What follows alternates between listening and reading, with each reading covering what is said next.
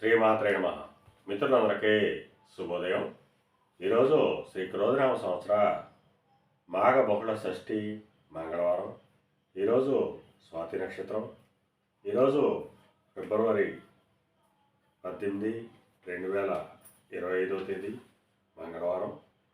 ఈరోజు దుర్ముహూర్తం ఉదయం 8:48 లాగైతే 9:38 వరకు ఉంది. మళ్ళా తిరిగి దుర్ముహూర్తం రాత్రి 10:57 లాగైతే 11:47 వరకు ఉంది.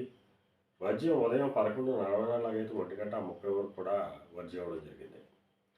ఈరోజు పంచాంగరీత్యా ఈ రకమైనటువంటి ఫలితాలు గోచరిస్తున్నాయి.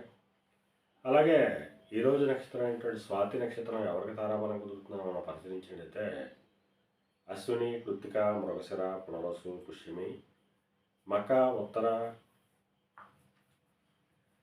చిత్త, విశాఖ, అనురాధ, పూర్వాషాఢ, మూల, ఉత్తరాషాఢ, ధనిష్ట, పూర్వభద్ర, ఉత్తరాభద్ర.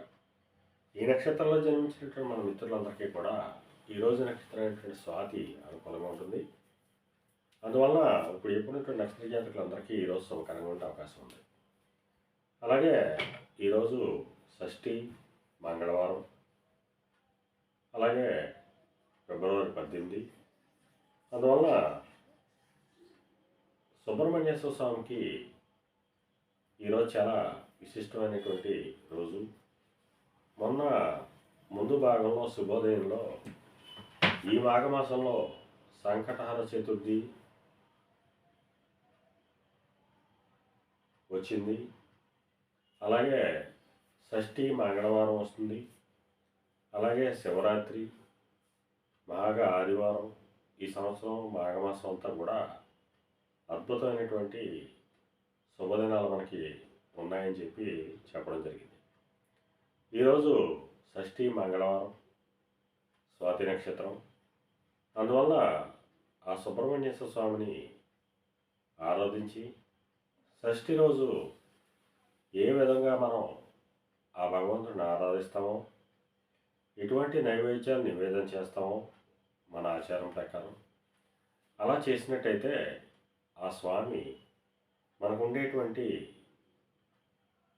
రుణ బాధల నుంచి, అలాగే అనారోగ్య బాధల నుంచి, ఇంట్లో ఆగిపోయినటువంటి శుభకార్యాలు జరిగే విధంగాను, అలాగే వ్యవహార జయం కలిగే విధంగాను, రాజకీయ నాయకుల వల్ల కానీ లేదా అధికారుల వల్ల కానీ పడేటువంటి ఇబ్బందుల నుంచి బయటపడే విధంగాను, కోర్టు కేసుల నుంచి బయటపడే విధంగాను ఆ స్వామి మనల్ని అనుగ్రహిస్తారని చెప్పి తెలియజేయడం జరుగుతుంది.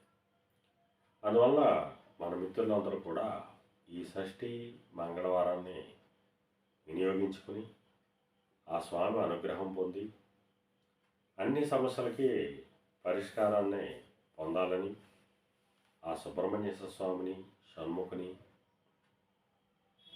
ప్రార్థిస్తూ, అలాగే నేను నిత్యం ఆరాధించే ఆ లలితాదేవమ్మ యొక్క కరుణా కటాక్షాలు మన మిత్రులందరూ ఉండాలని కోరుకుంటూ